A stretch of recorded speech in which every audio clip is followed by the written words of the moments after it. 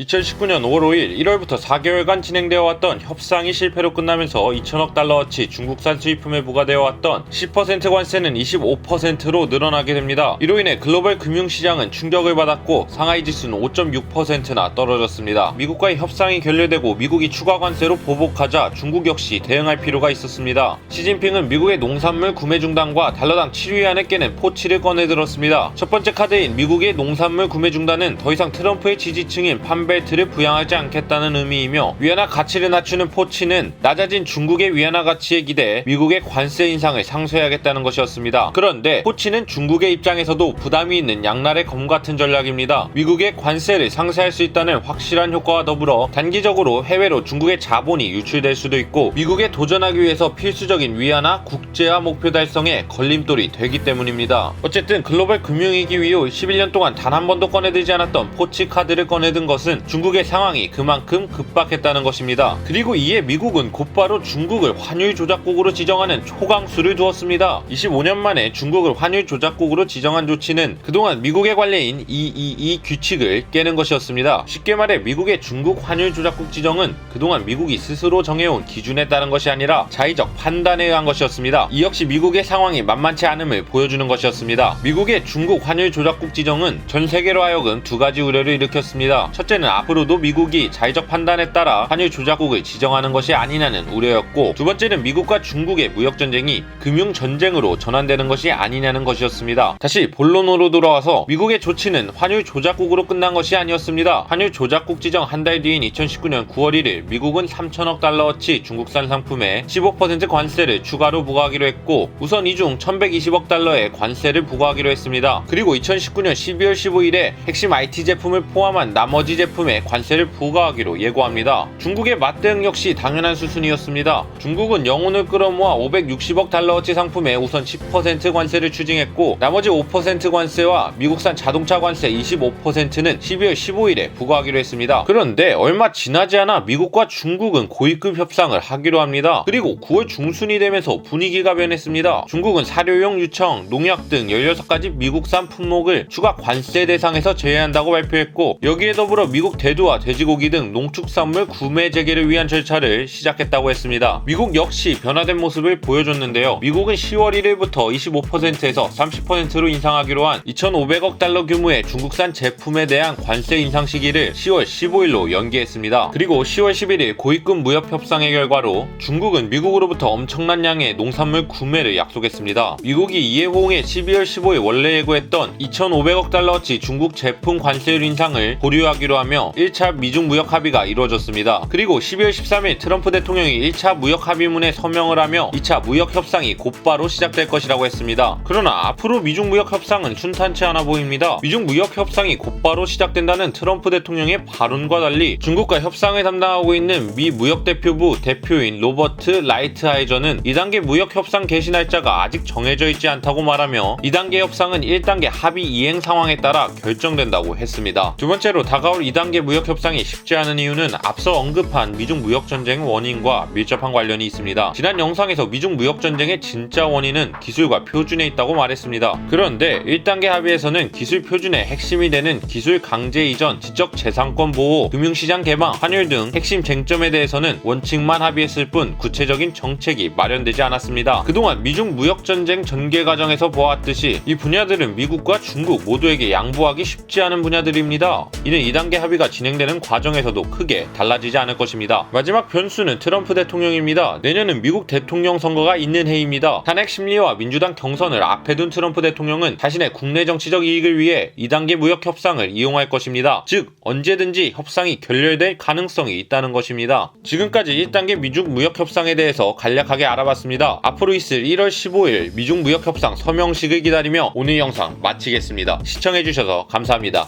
JG's 아니 라이프스 뭔가 이상한데?